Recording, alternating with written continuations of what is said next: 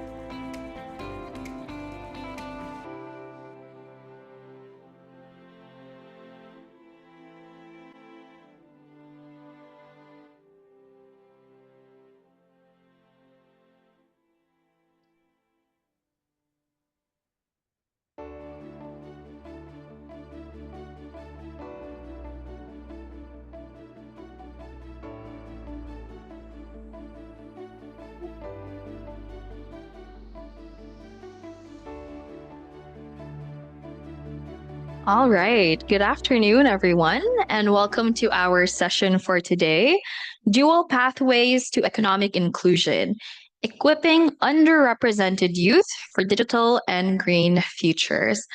My name is Noah Limpaco, and I'm honored to be your moderator today.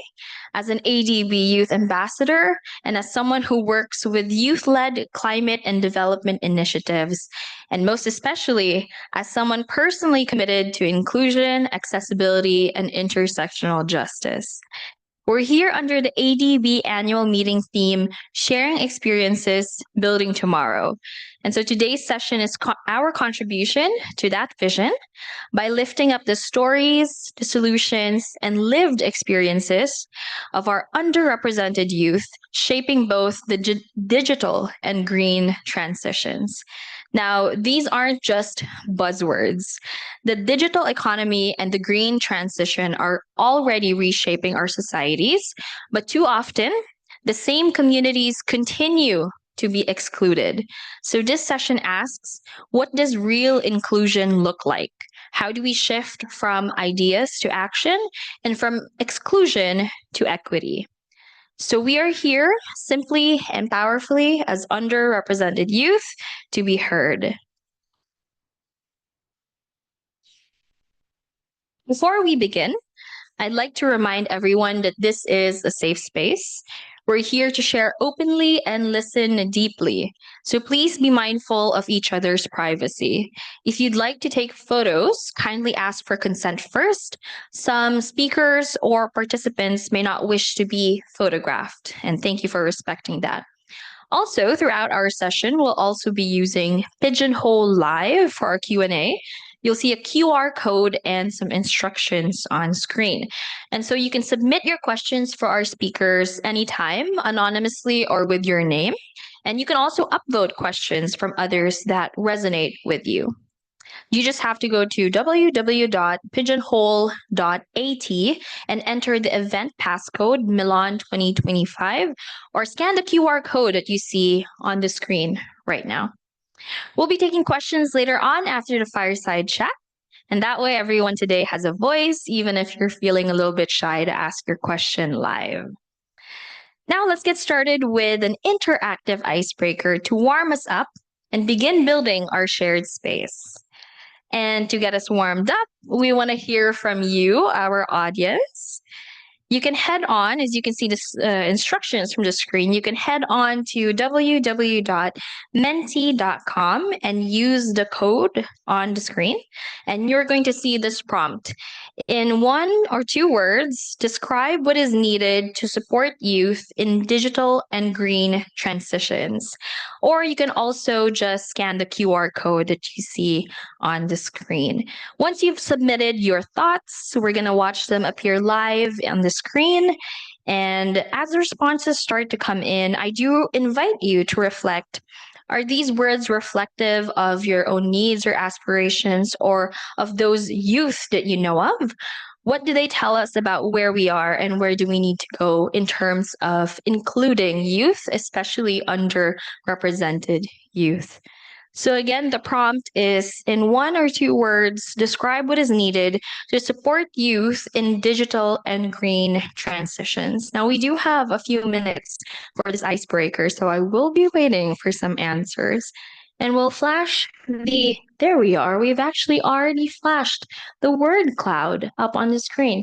Some of the words or the phrases that I'm seeing is understanding their needs, digital literacy, ethical digital use, capacity building again, green skills, definitely, access to resources, mentorship, empowerment, life skills, along with green skills as well.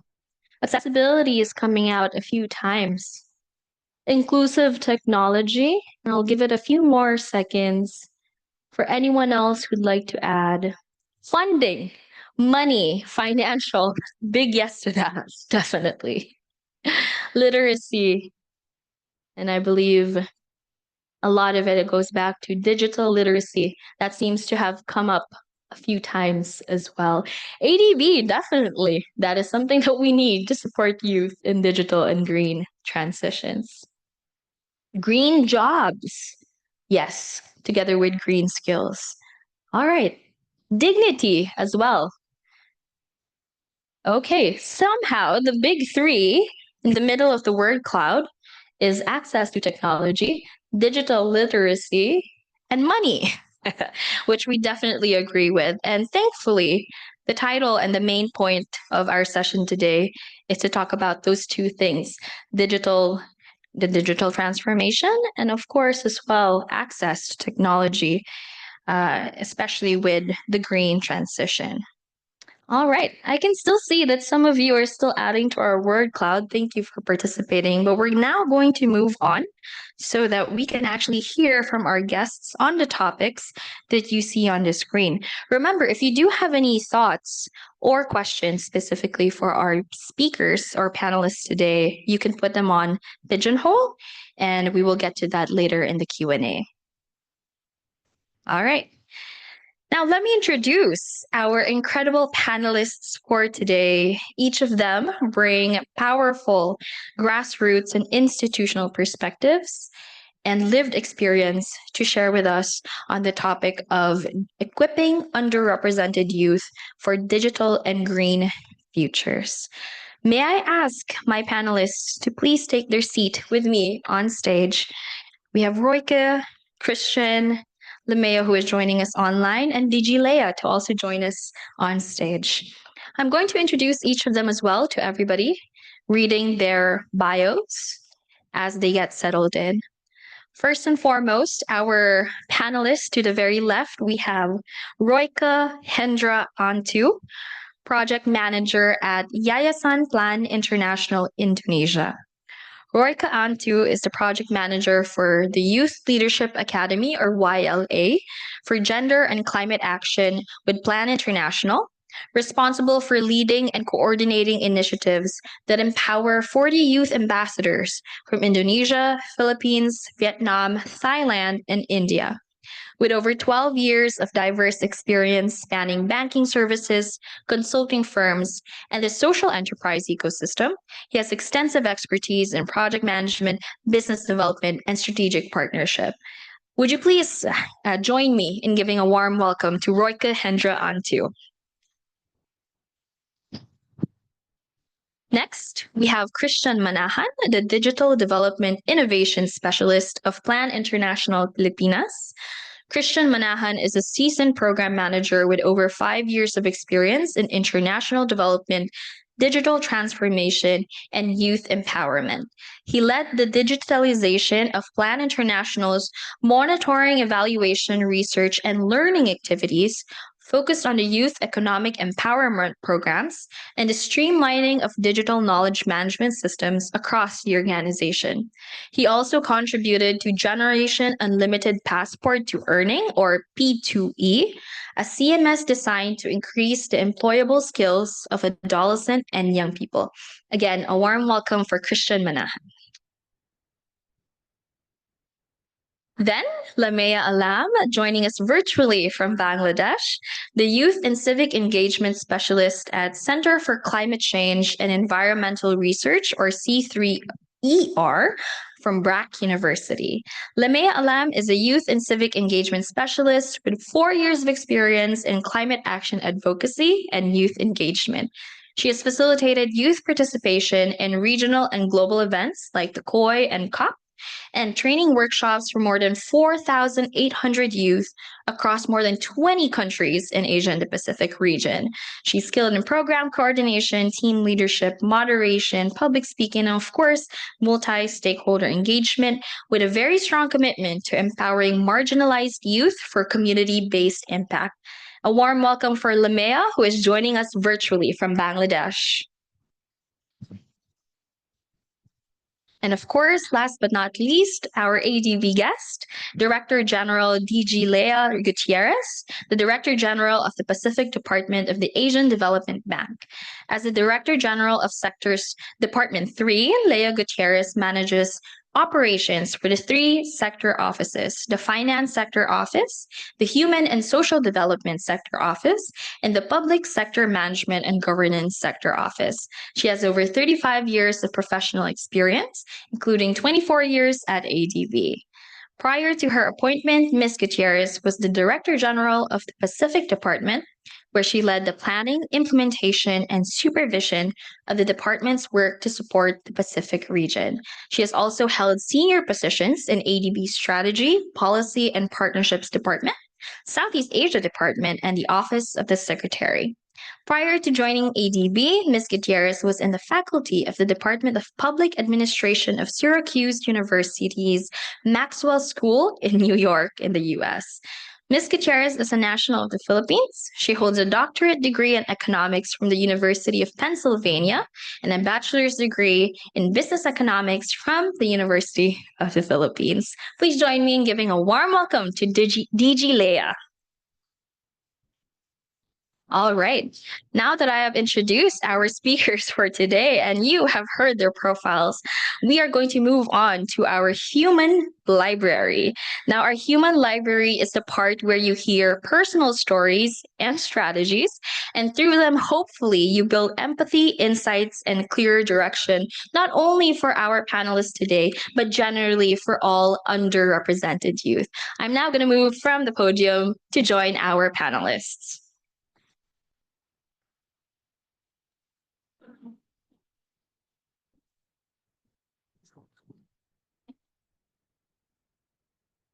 All right. Thank you so much. We are now going to start off the official panelists discussion. And we are going to start off with, again, like I mentioned, a human library. Now, I'm sure everybody is aware of what a library is, and you've heard of it, probably have been to it quite a few times. But today, instead of books, we are going to be hearing from humans instead. And those are the panelists that we have here and online. So we will hear their human stories, very rich, of course, lived experiences and unfolding. And each of our speakers today will share how they're navigating and disrupting systems to ensure underrepresented youth are not left behind in the digital and sustainable transition. And also, as they speak, a live mind map will actually capture key insights. So, again, if you'd like to add your thoughts or questions to Pigeonhole, please feel free to do so. We will then show the result of the live mind map later on at the end.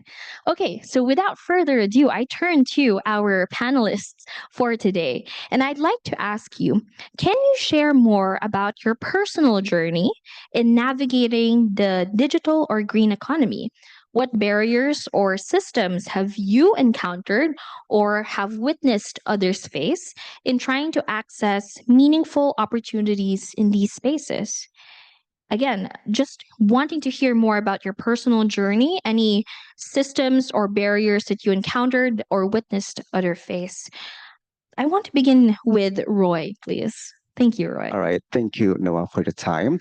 Hi, everyone. It's nice to see you here, yeah.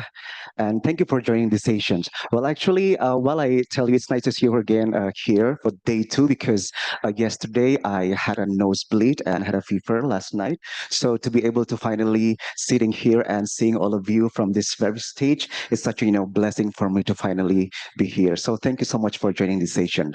And Noah, back again to your question, yeah.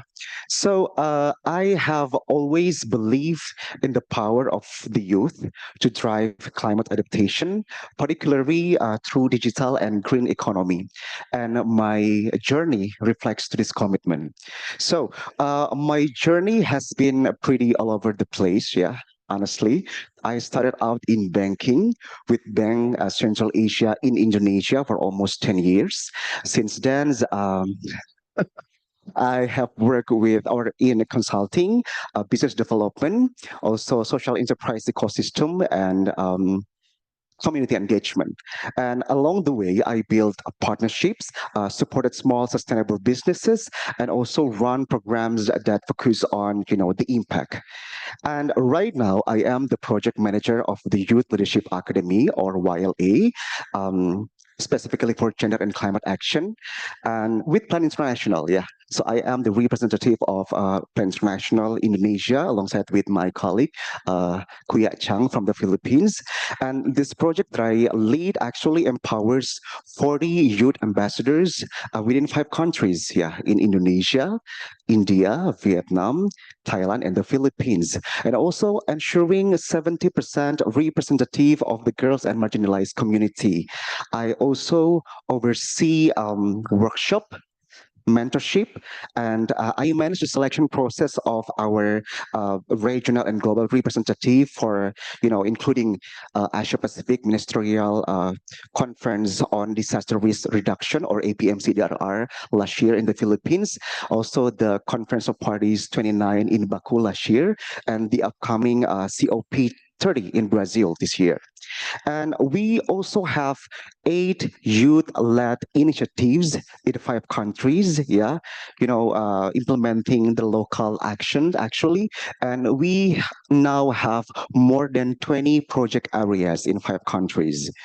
And also, we are now gearing up for our upcoming big event this year, the Youth Leadership Summit that we are planning to conduct in this October 2025 in Jakarta, where we'll be inviting so many stakeholders, yeah, from 5 countries, including our special donor, the Rockefeller Foundation, and to talk about one of the most rewarding aspect of my current work is that seeing the youth or the young people turn ideas into action. right? Whether it's helping them to secure funding, or connect them with regional or international forums, or as simple as amplify their campaigns. Knowing that our youth, specifically the youth that we have in our project, every time we see each other online and offline, I can see, like, oh my God, they are young, but very passionate about this, gender and climate issue that we are talking about, that we concerns. And knowing that the youth are the same, I'm like, they are very passionate and committed to do what they like and what they love, and they tend to express themselves. And yes, they 1 minute, thank you.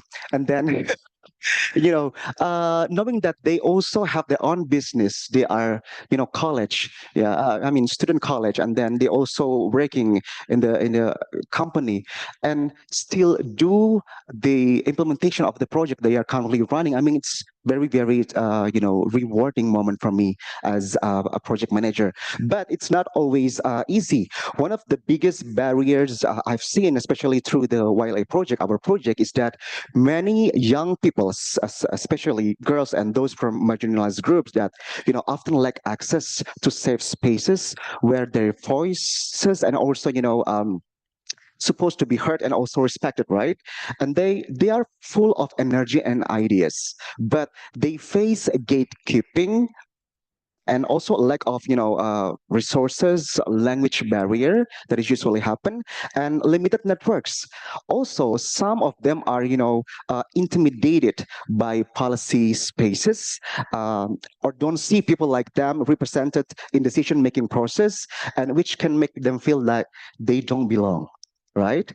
That's why our project tries to break those barriers by investing in capacity building, mentorship, access to international and regional forums. And we want to make sure that youth not only have the seat on the table, but also are prepared and supported to use their voice effectively. And my journey personally, from corporate problem solving to youth empowerment or engagement, has taught me that adaptation isn't just about policies, but it's all about people taking charge of the future. Thank you, Noah. Thanks so much, Roy. And there's already a lot of different things that Roy has mentioned there. But first, I do want to say he mentioned a few times that the youth that are in his program that he's running are passionate and committed. But I do want to highlight that he himself is passionate and committed, and you can see that in his answer and from when I know him. And also as a fellow youth member, that is something to be really proud of, and we're very proud of you. And I'm sure everybody is really excited to hear about those 8 youth-led initiatives. Again, like you said, turning ideas into action. That's something we definitely will be asking Roy more about in a few minutes. Thank you so much, Roy. I would like to ask the same question from Christian now, who's also been shaping inclusive spaces across Asia Pacific. How has your journey been, All Jen? right. Hopefully, I won't be boring you for the next 7 or 8 minutes. But I'm sure no. I prepared some talking points which can guide me in my journey on how I came into this space.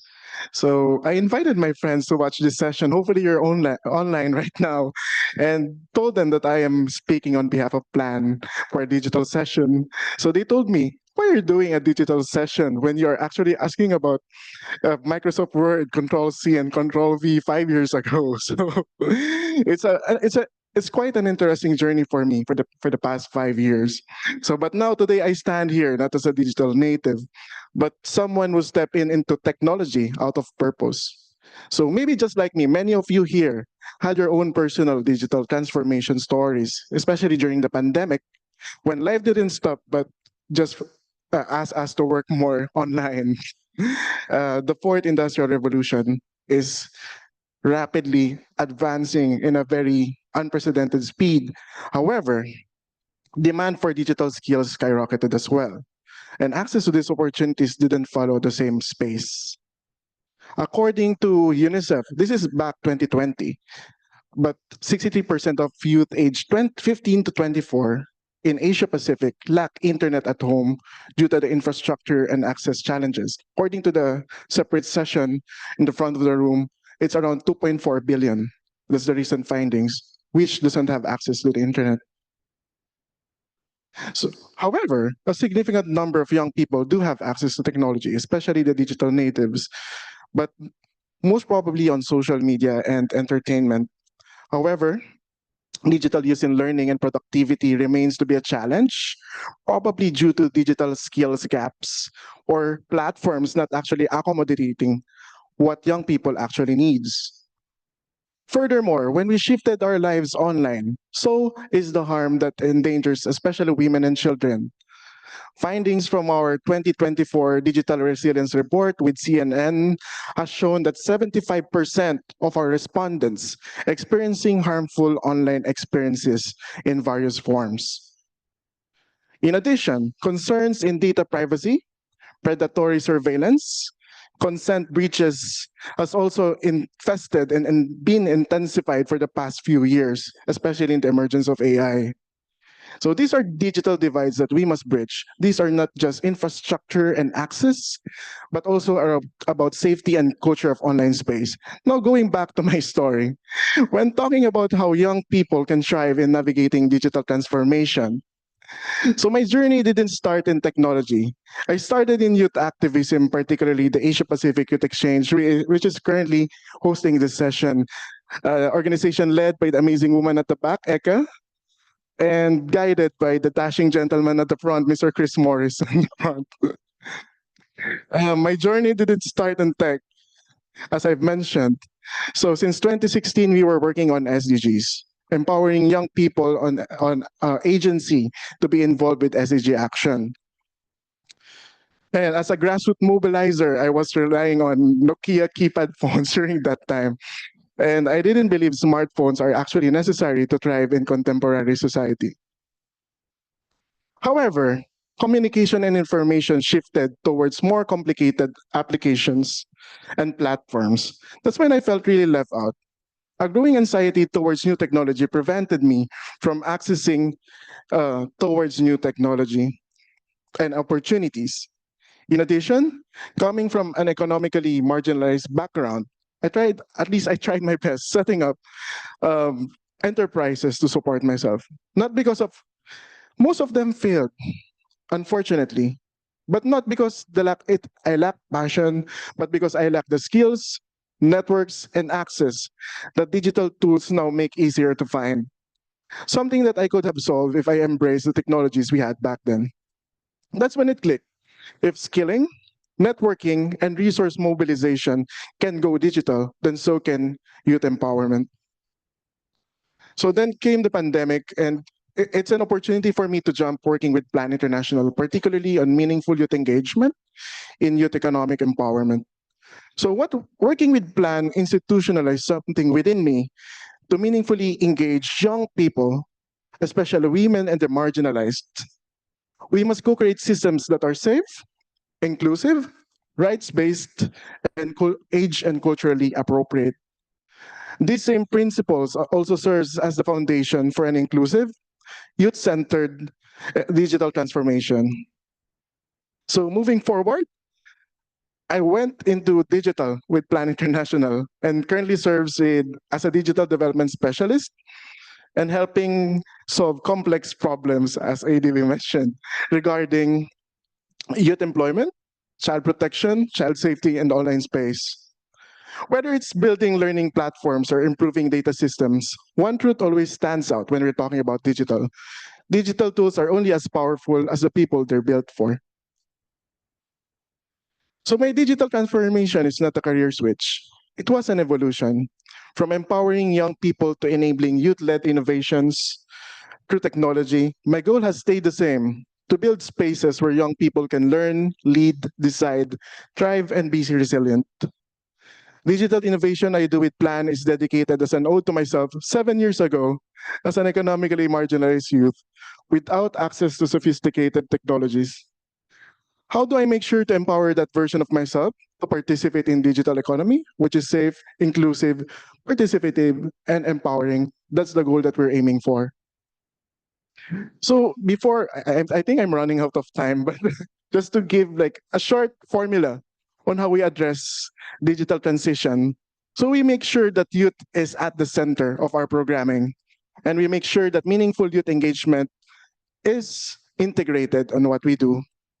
What we wanted it to integrate on what we're doing is to make sure that we are able to provide young people with first a choice and consent to say yes or no to any digital experiences. Second, safety and protection of their well-being, making sure that risk related to their data, their engagement, and the online space is well accounted for, and referral pathways are put in place. Third is guidance and information for them to participate in ways they understand. Tech must be demystified, not jargonized. Lastly is voice to be co-creators. Young people are not just beta testers. Their feedback is agency that can help us build innovations that is best suited for their needs. Considering these four factors, we are creating approaches on how we can integrate meaningful youth engagement to make sure that youth are consulted, youth are collaborated with, and youth are empowered to lead. So maybe lastly, I would just like to share some cases on how we do this.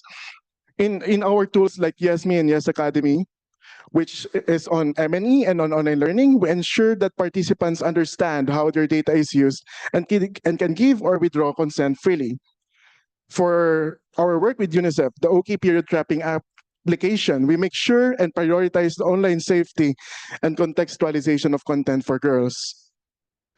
Our work with Hopetown Hero, our gamified learning for youth economic empowerment, we consult with young people in developing their interfaces.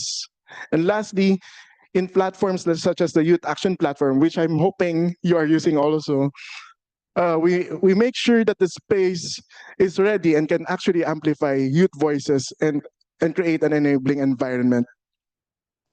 Overall, we are creating sufficient safeguards and data privacy protection with inclusivity, reasonable accommodations, and youth participation in centerfold. So maybe just to close this, my lived experience is proof that you don't have to start with the tech as a tech expert to embrace digital transition. So to support youth's digital transition, we need to address challenges in the infrastructure, of course, the access, online space safety, data privacy, and to cultivate an online culture where they can learn, lead, decide, thrive, and be resilient. Lastly, that's the vision I carry. That's what I'm striving for with Plan, and that's what APY has taught me to believe in. Thanks so much. Thank you, Chan. No, that's amazing. And the question was really to try to hear more about that lived firsthand experience. And so that journey of yours, moving from youth activism to a digital space to tech, as you called it, an evolution. I'm sure that wasn't a linear journey of just point A to B. And that journey, that evolution is something we will pick on a little bit more in the next few questions. But you did mention another, I would say, a buzzword, which is meaningful youth engagement. But it's, again, like I said earlier, more than a buzzword for sure. And part of that is not speaking on behalf of youth, especially underrepresented youth, as you did point out, Chan, but it's also hearing from the underrepresented youth themselves on stage. So each of us here, including Lamea, is very proud to represent the youth on that front. Before I move on to Lamea and DG Leia, I do want to mention to everybody this is a hybrid session, so we do have a lot of youth participants across the region who are joining us as well online. And together with them is, of course, our third speaker, Limea, again from C3ER BRAC University in Bangladesh, joining us virtually. Hi, Limea. I'd like to ask you the same question for our human library. Can you share more about your personal journey in navigating the digital or green economy? If you've encountered or experienced any barriers or systems, or have witnessed others encounter those barriers in trying to access meaningful opportunities in these spaces. Lemea, the screen is yours. Thank you so much, Noah. Thank you so much. Hello, everyone. Good evening from Bangladesh. Despite the time zone differences, I was really scared if I will be able to make it on time, but I'm glad that I make it today.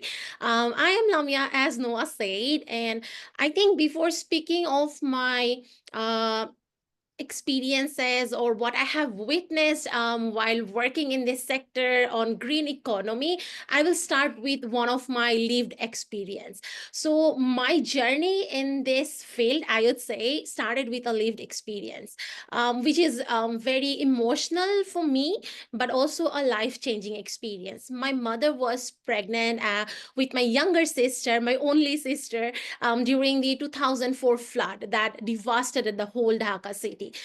We were lucky that we managed to take her to the hospital as she was about to deliver my sister by boat, which was really very risky.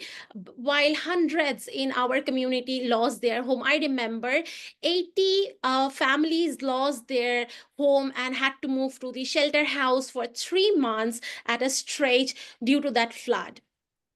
Even being in the capital city of the country, I didn't understand climate change back then. I mean, imagine at someone age of 8, we are asking, do you understand what is climate change? I was in that position. I didn't understand anything about climate change, or even you can say I didn't know what is even climate change at that age. But I understood the fear, I understood the loss, and also the inequality and how deeply climate change was affecting people from my community and also the most vulnerable peoples in the communities.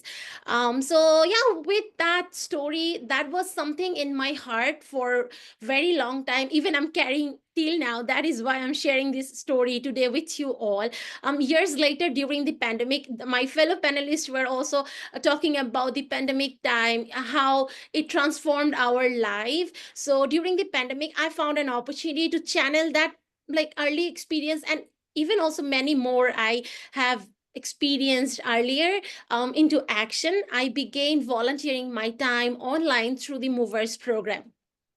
I would say Movers program actually introduced me with this digital, technological, all the facts and pros and cons and everything. I would say this is a regional movement that focus on developing sustainable development goals awareness, entrepreneurial mindset, climate action awareness, and also 21st century skills by conducting localized training at the grassroots level. And as a Movers Envoy over the past 5 years, I have had the incredible opportunity to organize more than 45 capacity building workshops and train more than 3,800 young people directly across the Asia Pacific region. And also, on the top of that, I have indirectly trained more than 2,700 individuals who has gone to their communities, creating their own projects, spreading awareness, and inspiring others' life in the communities. So that is one of the highlight from my journey I wanted to share today as well.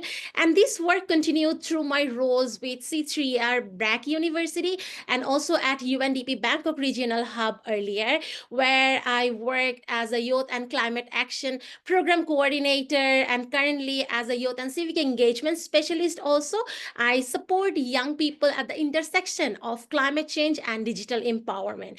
And through my roles, I have seen firsthand how young people, especially from the global south, have visionary ideas but are often excluded from the very systematic meant to enable innovation. I would say from completely from my experience and from my opinion, of course we will have more discussion on this, but digital economy offers a tremendous promise. We often get all this from all the private sector, public sector, NGOs, INGOs, from many organizations when we talk about it, right? But the access is still a privilege.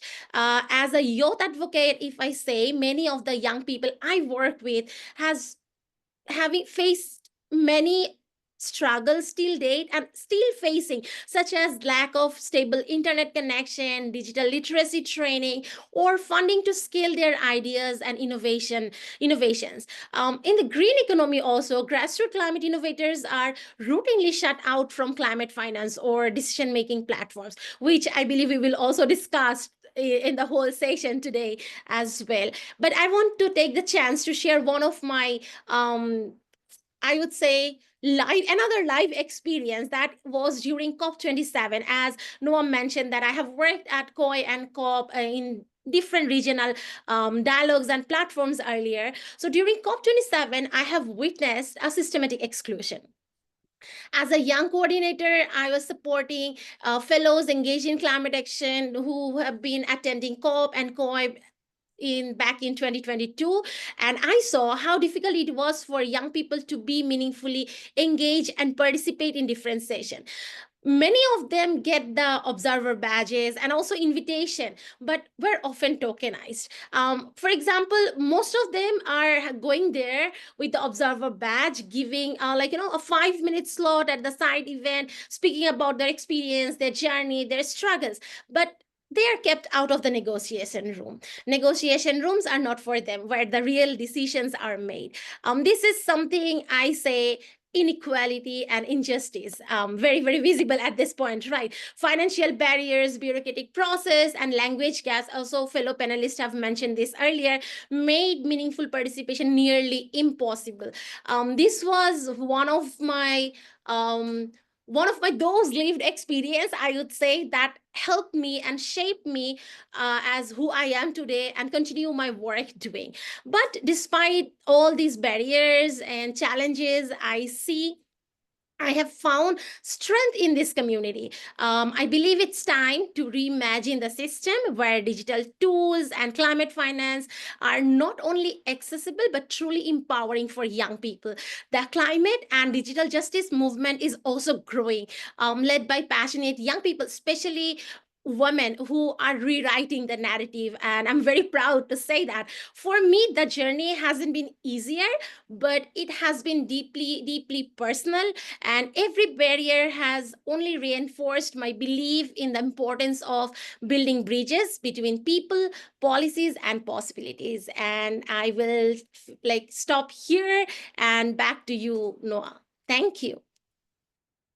Thank you so much, Linnea. Your examples are so concrete and so potent, and I'm sure that many of the youth joining us in the online session, or maybe even here in the in-person audience, have either experienced that firsthand themselves or have seen or heard of these types of experiences. And again, this is something that we are trying to change as much as we can. And these kinds of sessions, just like the one we're having today, is really one of the concrete ways that we can make sure we're meaningfully engaging the youth. And another thing that I just want to mention with what Lamea shared is that sometimes with the youth, they don't have the terminology, they don't have the words to describe climate change or whatever else the phenomenon that is happening to them directly, but they have the experience, they have the fear, the loss, as Lamea mentioned, they have the emotion.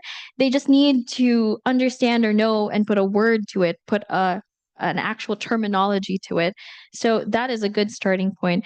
Okay, we're having such a good conversation so far, but I don't want to leave this question. Again, we'd love to hear about your personal journey in navigating the digital and green economy. DG Leia, may we close this question out with you?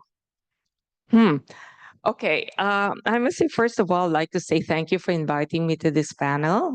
It's a privilege to be here and to be with colleagues who really are much more experienced, I would say, and in many respects.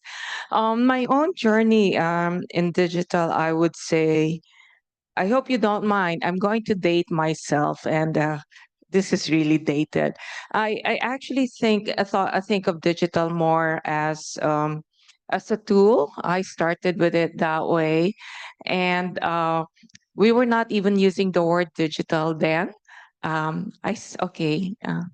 Confession. I started with uh, processing data, and to make sure that I get to do my assignments in school, I was using mainframe computers using punch cards in the Philippines. Okay, so that dates me.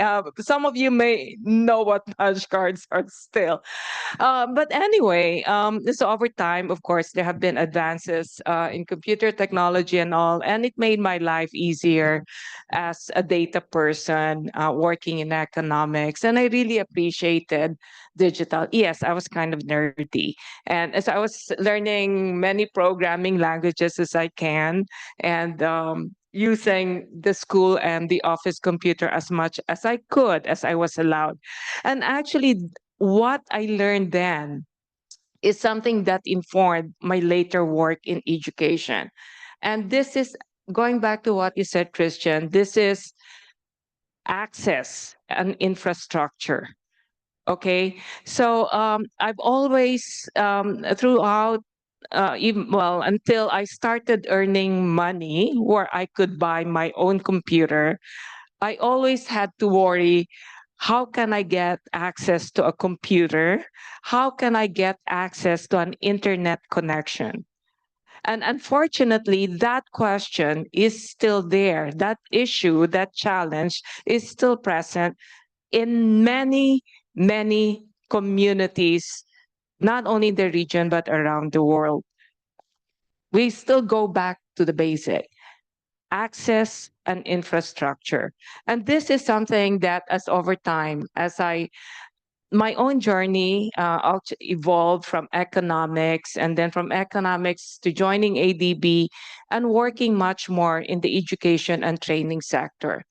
So I've actually worked on policies, promoting on policies and projects, promoting better delivery of education and training to the youth, not just in urban areas, but also outside of urban areas, where I must say access to really good education and training infrastructure is much more difficult. And I must say, this is where the digital solutions have really been so useful.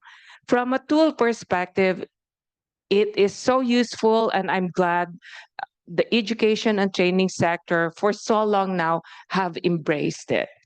Okay, even before we started talking about digital, there was already this thing about distance education, all the forerunners using cassette tapes, using VHS tapes. Yes, I know some of you may not have been born yet when with these things, but they were the forerunners of these tools. And now we go to the next stage. Using digital technologies, how can we actually get ourselves much more involved in digital economies? And this is where the education and training systems, again, have a key role. I'll pause for now. Thanks. Yes, thank you, DG Leia. I'm not quite sure that I have ever seen the punch cards. Was it punch cards? Punch cards. I'm not quite sure I've seen it myself, but thank you for in the museums. Okay, perhaps they have some in the museums here, but thank you for sharing your journey so much. And we are just so glad you're here, because it's really important, of course, to give space to the youth, the underrepresented youth, to tell their own stories, but to validate that and to show how it is being heard and move forward, to move the needle through, like you said, the policies and programs that you have created. Of course, that's the next step. It's not enough to just give them the space or the platform. So, with that, I will then move on to the fireside chat. We're actually now moving on to the real meat of the panel discussion. And I have a few questions once again for our panelists. Again, if you have any questions yourself for our panelists, use the Pigeonhole platform. Now, I want to ask our panelists, how can we ensure underrepresented youth access meaningful opportunities in digital and green transitions then? So, this is something that some of our panelists have already mentioned of how they've done it or how they've experienced it. But generally, especially from the work that they do, how can we ensure underrepresented youth access meaningful opportunities in the digital and green transition? And for this one, I hope it's all right to start with Lamea joining us online. How can we do that, Lamea? Thank you, Noah. This was really interesting question, and I was waiting to answer this. To be very honest, to ensure underrepresented youth access meaningful opportunities in the digital and green transition, I think Also, and recognizing the hidden forms of their leadership as well, I think we need to begin with a fundamental shift, that is redistributing power from centralized institution to local change makers. We must adopt a system level approach rooted in equity, justice, and accessibility. I will say first that we need to bridge the digital divide, by going far beyond just internet access. I mean, I have the internet access today, hence I'm joining this session online from Bangladesh when you all are sitting in Milan. But just think of those young people who are not being able to watch this session or join this session. So thinking of them, I think in many marginalized communities I have worked with, I have seen that the barriers are structural. We need to come out of this situation. We need context specific digital literacy, I believe, alongside youth friendly content and accessible technologies. And this must be accompanied by integrating digital and green skills into formal education and also into community based learning space, because young people mostly learn from there by sharing and exchanging their thoughts and knowledge, with a strong emphasis on gender equity and inclusion. Because when we talk about climate change or climate action, we can't leave the gender equality behind. So these are walking side by side, actually. And then also, I would love to mention that young people don't just need the seat at the table. They need the ability to co-design policies and shape the implementation. Here, I will take the chance to mention that civil society and grassroots movements like Youth Empowerment in Climate Action Platform and Movers Program, I am proud to be part of, should continue to build, like, safe space for young people where they can come together, lead, collaborate, and co-create solutions, because these spaces will be the key places or platforms to nurture leadership and ensure that young people are not just consulted but empowered. And also, young people, especially from global south, bring lived experience. So yeah, I think, as I mentioned again, we often overlook those in the formal system, but it is essential to include and to recognize for inclusive change. And last but not the least, youth bring bold imagination, because we are not tied to old system anymore, and we are willing to question the norms, try new models, push for intersectional, intergenerational solutions. I have seen this in the way, many young innovators combine climate action with art, with tech, and with storytelling, redefining what leadership and impact look like. So yeah, if we want inclusive and future ready development, I think we must start recognizing and resourcing this undervalued form of youth leadership, not as extra, but as the central to the transformation we need. Over to you, Noah. Thanks so much. Thank you, Lamea. If I could just point out some keywords you mentioned: a system level approach. You did mention community based solutions, and the highlighting peer to peer learning as something that is really crucial for the youth, as well as co designing. Thanks for that, Lamea. Chan, how about you? What are some ways we can ensure underrepresented youth access these opportunities? All right. So to answer that question, I would like to reemphasize the role of meaningful youth engagement, at least four components of meaningful youth engagement. The first one is youth should be consulted. They should be having a voice on things that affects their lives. This includes the marginalized and youth in all of their identities. So that means they have varying needs, they have varying requirements, and the best way is to accommodate as much requirements they have. That's the first one. Second one is creating a safe space. If you want young people and the marginalized to thrive in a growing economy in digital and green skills, we must make sure that the space is actually safe for them to participate. That means not only in the physical aspect, but also in the digital aspect. Their data on the cultural digital culture, the access. These are things that we need to identify and safeguard if we're working in collaboration. Third one is more about how ready are youth to embrace this. This is where the capacity building components and training comes in. Digital literacy is paramount, especially if everything's going digital. Once there's sufficient digital literacy, that's where we get more technical. When we talk about green skills, we introduce what green skills is. When we want to discuss more on AI, this is where we enter the AI skills. But at this point, what we wanted to emphasize is digital literacy, because even now, even for adults, are victims of cyber crimes, digital threats. So at least with some level of digital literacy, we try to avoid that. Last is youth and adult partnerships. This is very important.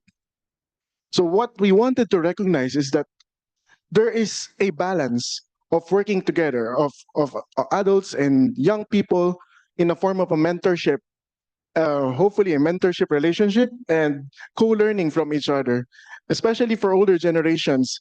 Maybe you're thinking, what we're going to benefit from this. Only the young people will benefit from this setup. I beg to disagree. I think this is the direction that we're heading on.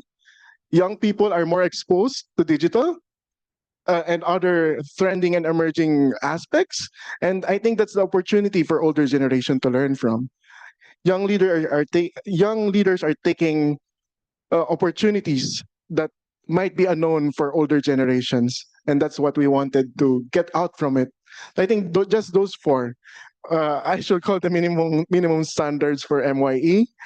But I think our colleagues in Plan has more comprehensive interpretation for that. But at least that's for the digital aspect.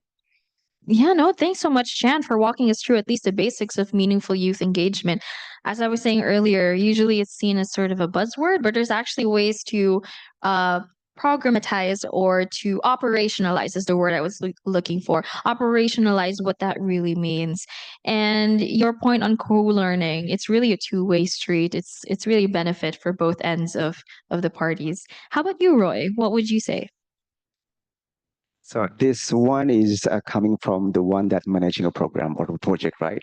So actually, I fully agree with Kuya Chang and also Lamia just answered, but I just want to add some or like 2 points actually from my end. So I see two key ways to make sure that the underrepresented youth have real access to meaningful opportunities in the digital and green transition. The first one is that, equal access to learning and skills. Many young people, particularly girls and marginalized groups, lack access to the essentials, resources and skills.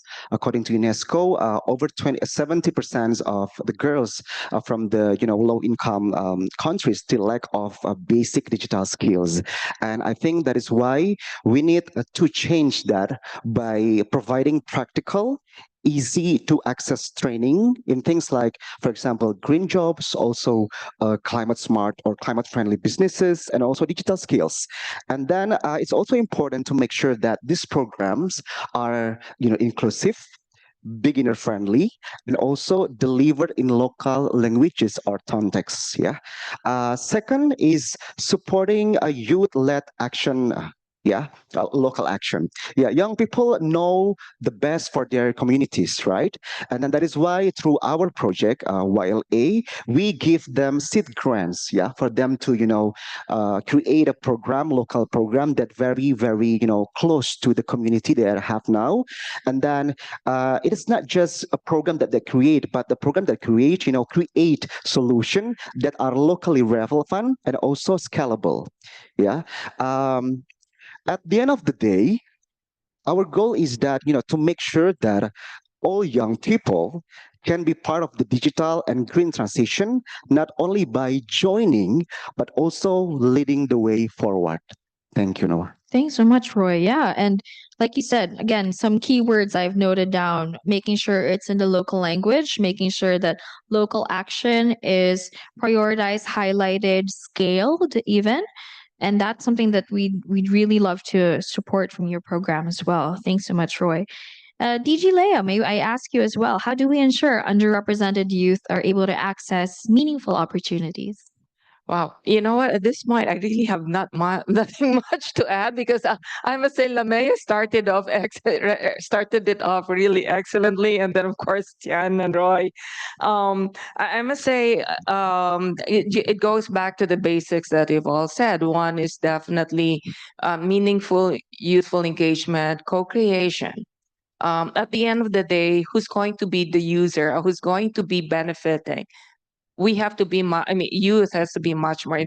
Sorry if I count myself as youth, but definitely we need that kind of involvement and participation and commitment and investment.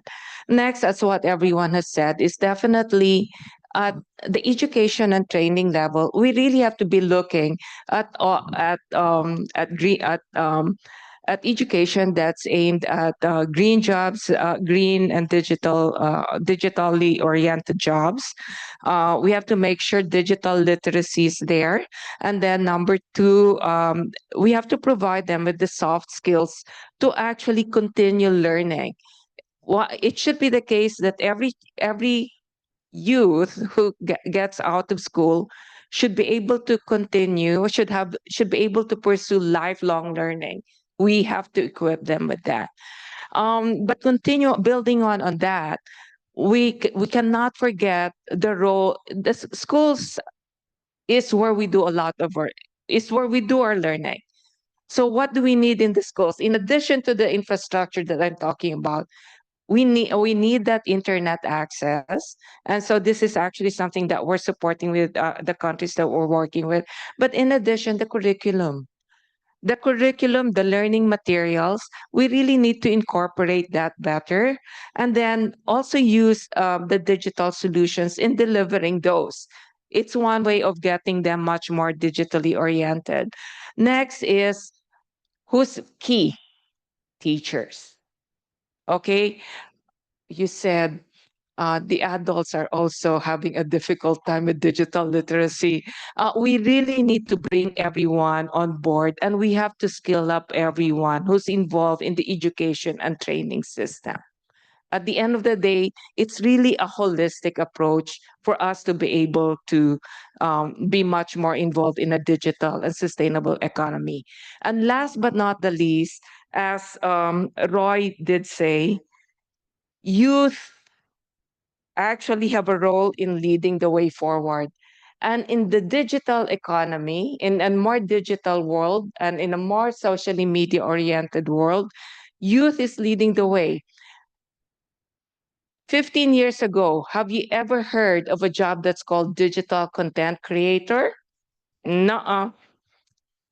Youth led the way forward. And now it's a huge source of income for many. Thanks.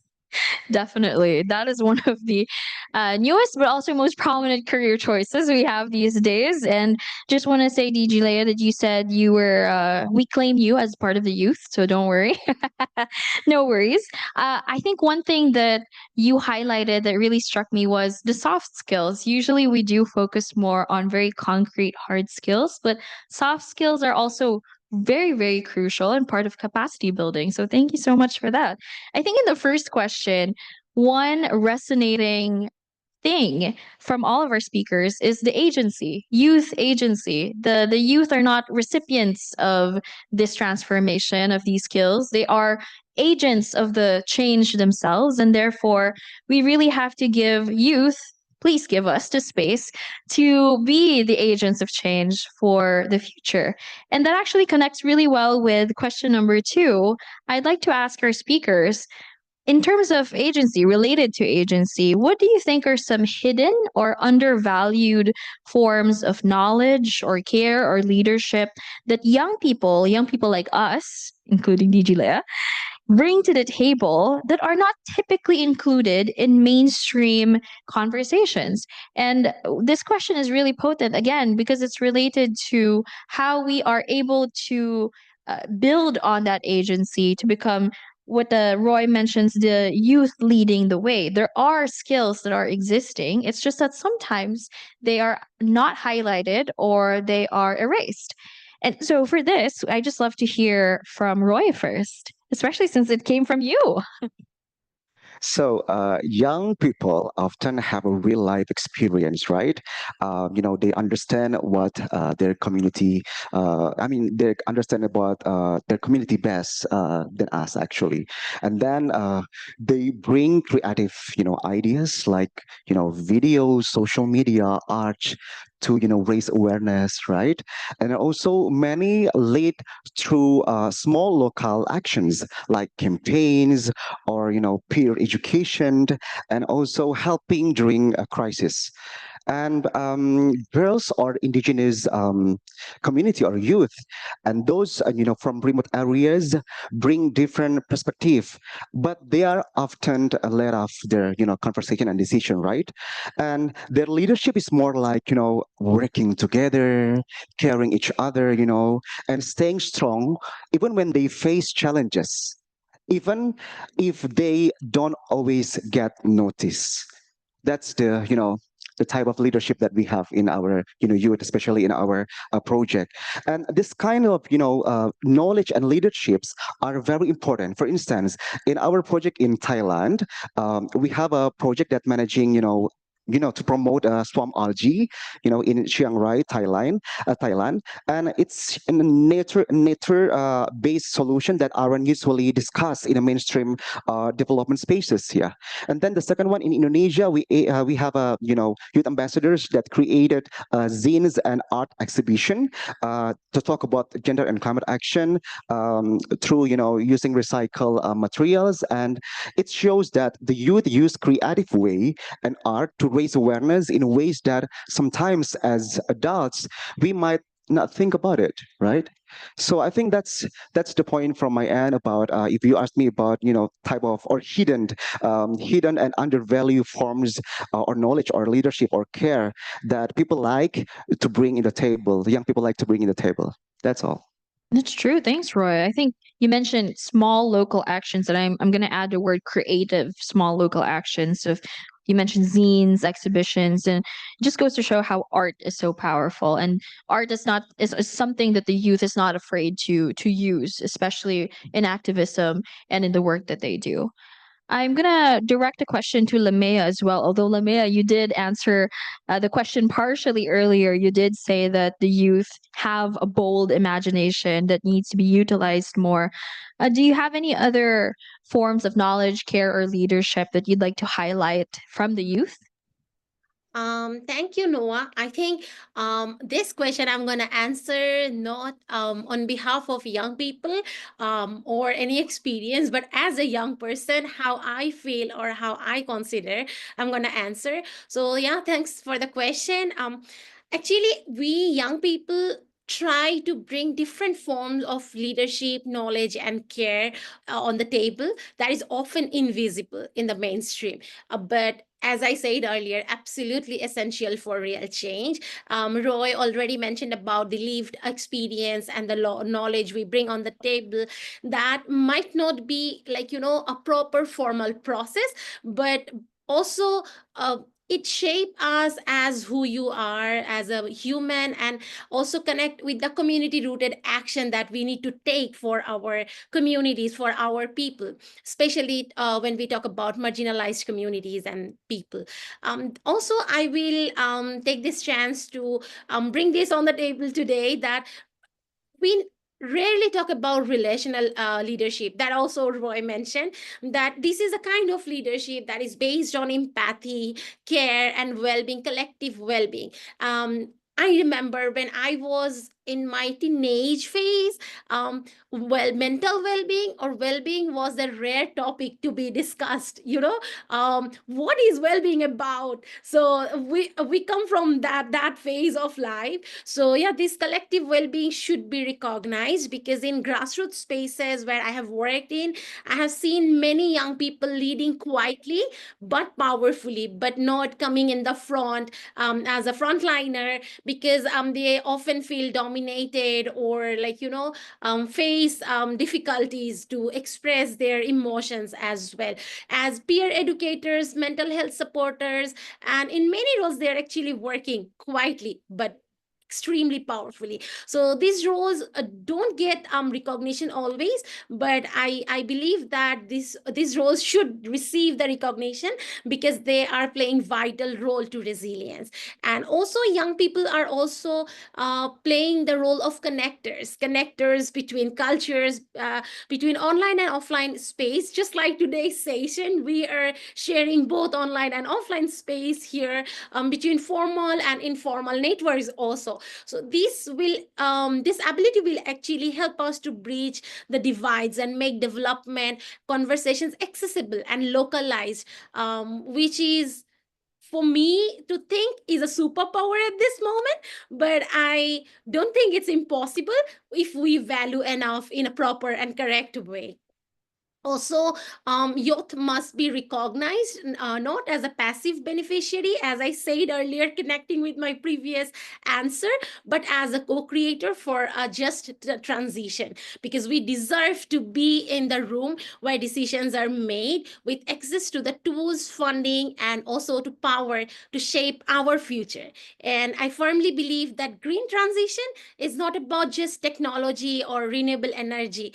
It's about justice, equity. I think my whole conversation is focusing in one direction, that is, we need justice, equity, and survival for communities, for young people who are the frontliner of climate change. So for me, empowering the next generation of leaders, ensuring the local voices are the center of co-creating the sustainable solution, is the way to create a better and more equitable future for young people, while valuing the form of their knowledge, the care, leadership they show and bring on the table. Thank you, Noah. Over to you. Thanks so much, Lamea. And one thing you again mentioned is that these skills may not be formal, like you said. They might not be things that are formally recognized, but are more organic. Things like relational leadership, collective care, which reminds me of an ethics of care. That's definitely something that is more utilized or more prominent in young or youth organizations and spaces these days. How about you, Chan? What would you say are these kinds of knowledge, care, or leadership? Okay. So I have a different approach in answering that question. So of course, number one is life skills. Like this is encompassing. I think this is recognized by everyone. Life skills is essential. In one of the digital sessions discussed earlier, according to tech giants, in 5 to 10 years, we're only expected to work 2 days a week. Interestingly, what are we gonna do with the rest of the 5 days? That's where I wanted to answer. Three potentially emerging themes that we need to prioritize. First is personal well-being. Since we are gonna have like 5 days vacant, so I think there will be emerging markets on personal well-being. That's the first one. Second is resonating with what Roy and Lamea mentioned.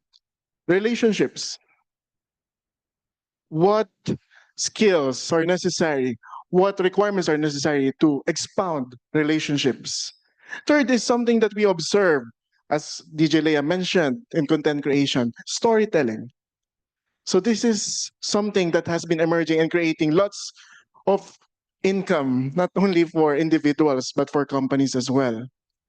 So this, at least these three identified unusual skills investment is something that is starting to, what do I say is, uh, mainstream in what we're doing right now, especially if AI is expected to lessen the workload of humans.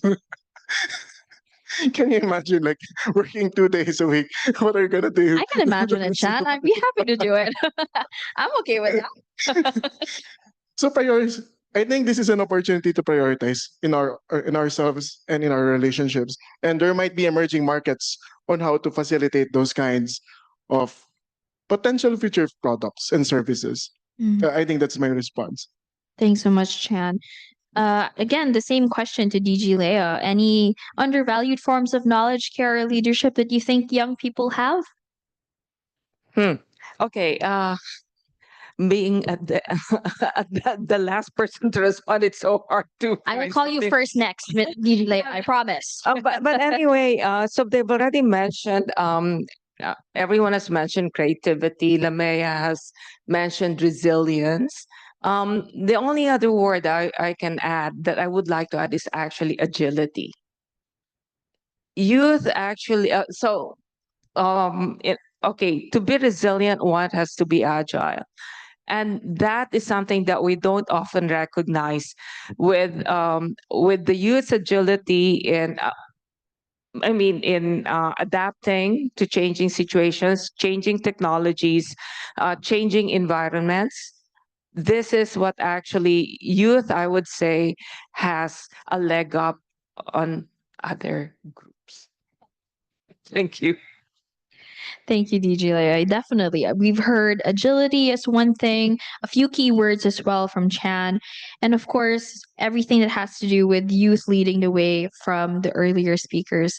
I know we are a little bit cramped for time, so I do want to make sure that we have time for Q&A.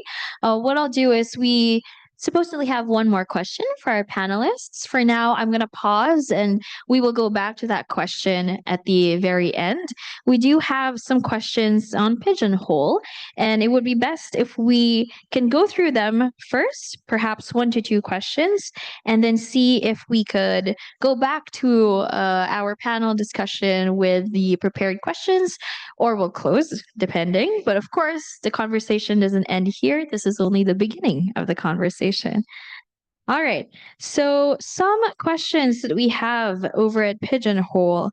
We have a very interesting one on how do you think, this is for, I believe, any panelist to answer, how do you think can actors play in balancing freedom and regulation in matters concerning things like explicit content selling, which are for some considered a forced need. So essentially, how do we redefine consent in this transition? That is the question that Prince is asking from the ASEAN Youth Organization. How do we balance freedom and regulation when it comes to the digital transition? Perhaps this is a question for you, Chan. How do we balance consent and freedom, so regulation, freedom in this transition? I would guess this is concerning the youth. Okay. Maybe I'll just need elaboration on the explicit content because Plan International has stance regarding that. But if I get your question correctly, freedom and consent. Consent in form is actually freedom because that means you have control over what you are gonna experience or what you're gonna intake. That's what consent is for. I think that's what I wanted to emphasize. The fact that you have consent means that you can control your consent, means that you have freedom. And violation of the consent is actually violation of freedom in the digital space. Right. So at least as actors, I think the question is for all of the actors. We collaborate in providing that there's a safe digital space, that your data is protected, that there's no one watching, surveilling your data. Third is that you are not exposed to malicious content. So at least those three, in my perspective. I'm quite unsure about the first part of the question though, so I might need an elaboration on that. No, thanks for that, Chan. But maybe if I understand it correctly, regarding explicit content, Plan International holds that on its what do you call this? Safeguarding principles, especially if there's any exposure of explicit contents online. These are paramountly needs to be addressed. And I think there are platforms, there are lots of platforms, digital platforms that can support us in making sure that this content does not circulate and controlled and maintained appropriately.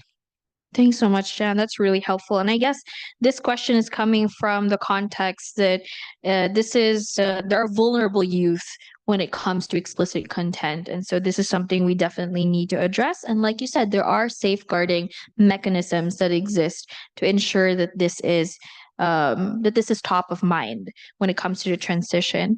There is another question, unless anyone else would like to answer the question on the first one. Okay, we have another question, which I think the other panelists can perhaps take on. On which sector has been most helpful to your movement, or I guess to your initiative, and which sectors need to step up more to ensure sustainable futures? And I think this is very much related to our last question for the fireside chat. So I will combine those questions perfectly. Someone asked it in Pigeonhole. So they were asking, which sectors have been most helpful to your movement or to your programs and initiatives, and which sectors need to step up and ensure sustainable future? So maybe we can broaden that question and just ask what policies or innovations or partnerships with institutions are critical to support youth-led climate adaptation and economic inclusion. So let's broaden it out. What innovations or policies or partnerships are critical to support youth-led climate adaptation and economic inclusion? And for this one, I hope it's okay to start with you, DG Leah. Okay, for change, thank you. Okay, I think when we of course, knowing where I come from, the first thing I would say, based on what you've heard me say, is of course the education and training sectors would be for me the most influential one moving forward. So that means we really need to get our acts together. We have to make sure that the learning that we have there, that the learnings that we have are actually connected to the livelihoods, preferably locally, and then that those jobs, that those what we learn are actually going to contribute to green transition, to green jobs down the road. And then last but not the least, of course, would be empowering the educators, working with the teachers, working with the school principals, and actually empowering them to how would I say this, to adapt what's being delivered in classrooms in response to what is actually being shared with them by the students, by the students and by the communities. So this is the way that this is one way that we can actually make those changes. I'll pause for now. Thank you, DG Leo. We definitely agree with you. The education sector is something that we definitely hope to partner and support our initiatives. Maybe we can have Chan answer next. What kind of policies, innovations, or your partnerships are critical? Right now, in the digital perspective, first for policies, I was discussing with other CSO partners yesterday, the rate of AI innovation is like exponential as compared to the rate of skill ups. So regarding policy, I think we need agile investments for skills and reskillings and retrainings to catch up on emerging markets, or emerging digital markets. That's the first one. Regarding partnerships, we need to make sure that donor institutions, not only ADB, donor institutions working with government to apply heavy safeguards, especially for governments, to make sure that digital development is not oppressive and does not create more social divides and does not liberate capitalism in a large extent. So we are hoping to make sure that less marginalized will be affected in this kind of investments. So strong safeguards from donors to governments. I think that's it from my end. Thanks so much, Chan. How about you, Roy? What would you say? I will add 2 points from my end. The first one is youth-led climate financing. Yeah, government and financial institutions must allocate dedicated, funding for youth-led initiatives or climate initiative, while ensuring, flexible accessible and accessible grants.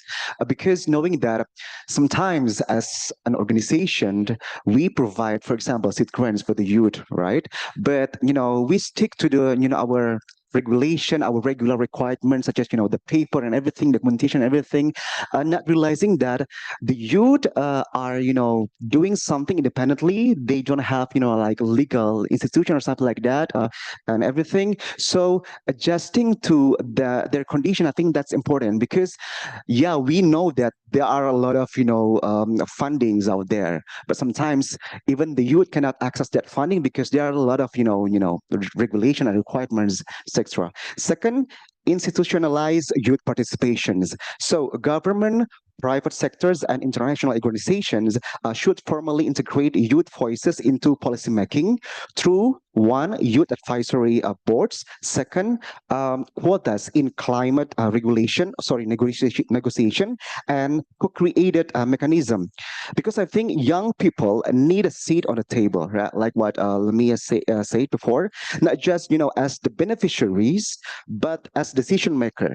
And in YLA and Plan Internationals, we actively support these approaches to ensure that youth are not only adapting to climate changes, but also leading the solution that drive both economic and environmental transformation, I think. So that's all from my end. Thank you. Thanks so much, Roy. And of course, Lamea, how about you? I can feel Digilia now, the real tension answering in the end.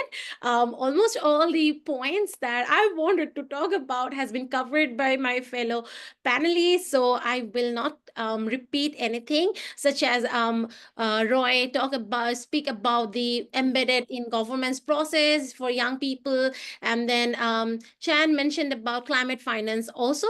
So I will just quickly jump into that. If we truly want to support youth-led climate adaptation and economic inclusion, in my opinion, adding with all the panelists, two things here, that we need the reformation in education and workforce policies, so that we can bridge the gap of green and digital skills and prepare our young people for the future ready jobs, especially in renewable energy, sustainable agriculture, and climate tech, while ensuring that access is available for all the young people across the globe,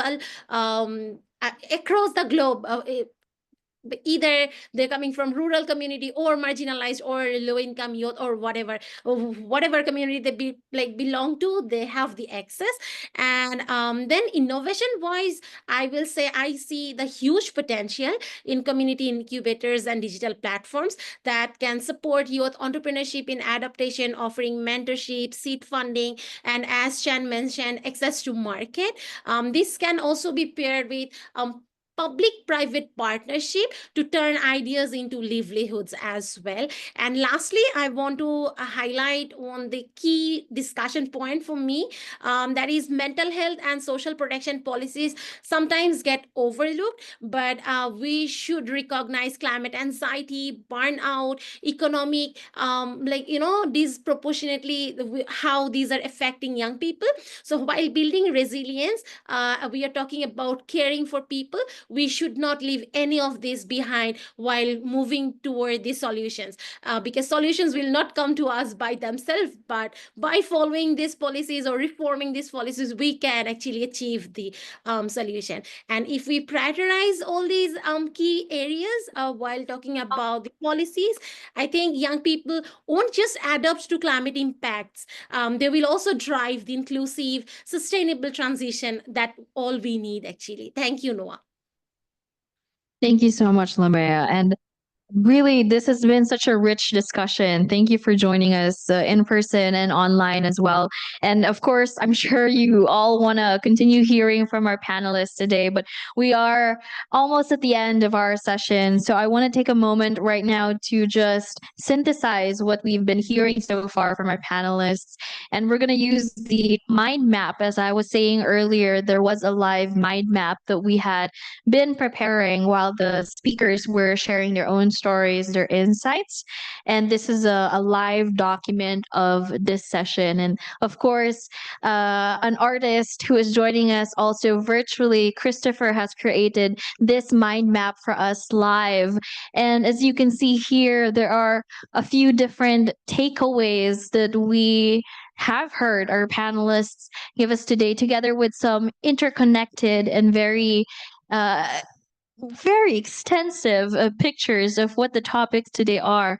So, some takeaways today: seeds to plant is what Christopher calls them. We have to make the education system work for all the youth and leaving no one behind. We have to invest in youth accessible economic infrastructures, and we have to advocate and co-advocate as well. So again, as you can see here, there's many different key terminologies, different things, and I really love how this mind map was created, especially as a plant with roots steadily planted on the ground.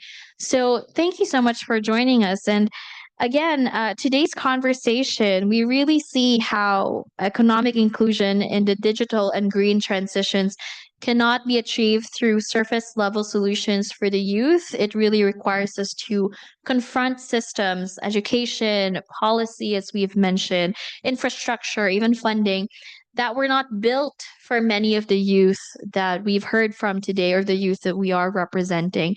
And still, despite these barriers, and maybe even because of them, we also witness incredible leadership from the youth that are building climate resilient livelihoods and fragile ecosystems, digital tools being reimagined for those that are excluded from connectivity, and calls for justice, gender equity, disability inclusion embedded within that green and digital policy. So I think the three key takeaways for us really are urging us to reimagine access, to resource youth as agents, as leaders, and to build with intersectionality so that we can make sure that we are giving space for underrepresented youth and their many intersectional identities. So today, I do want to give 1 minute for each of the, maybe 30 seconds for each of our panelists to give their final message. I know 30 seconds is quite quick, but is there any last message you'd like to share with our in-person audience and our online audience? Roy, can we start with you? All right, thank you, Noah. So, to create a fully inclusive digital and green future, we must prioritize youth leadership and ensure that no one is left behind, right? And it's not enough to provide access only. We must actively involve those like young mothers or disabled youth in decision making and innovation, because this approach hopefully will lead to truly sustainable and equitable change. That's all from me. Thank you. Thank you, Roy. Lamea, any last words from you for this session? Thank you, Noah. I will just say that inclusion is not invitation, it is a shared power. And we are not just the next generation, we are this generation, and we are already doing the work. So, what we need now is for institutions to meet young people like me, like everyone in the panel and in the room, with the same courage and help us to build an equitable digital and green future. Thank you, Noah. Over to you. Thank you, Lamea. DG Leia, any last message for you? From you, I mean. Okay. A last message, I think. I would say thank you very much, really, for inviting me. I've heard many great messages. I've noted them down, and as we actually as we support our members in ways that we can improve education and training opportunities, I've got them all noted. Thank you very much. We appreciate that really, truly. Thank you, DG Leia. Last but not the least, Chan. Hello. From my end, just like to reemphasize first meaningful youth engagement and a call to action for donors and partners and collaborators to invest on digital literacy, access and infrastructure, safe culture for the internet and online spaces, and necessary reasonable accommodations for especially for those who has access issues. So I think those are the only things I wish to emphasize. Thank you so much, Chan. I want to thank each of our speakers once again for their brilliance, their expertise, their time. Most especially, thank you, Lamea, to Royka, to Chan, to DG Leia. A big round of applause, if you could, in person and online, please, for our speakers. Also, a big thank you to our interpreters online and, of course, to the tech team. Again, the future we're building must be one where youth, especially those that have been long excluded, are not just included, but are leading. Thank you and enjoy the rest of your annual meeting.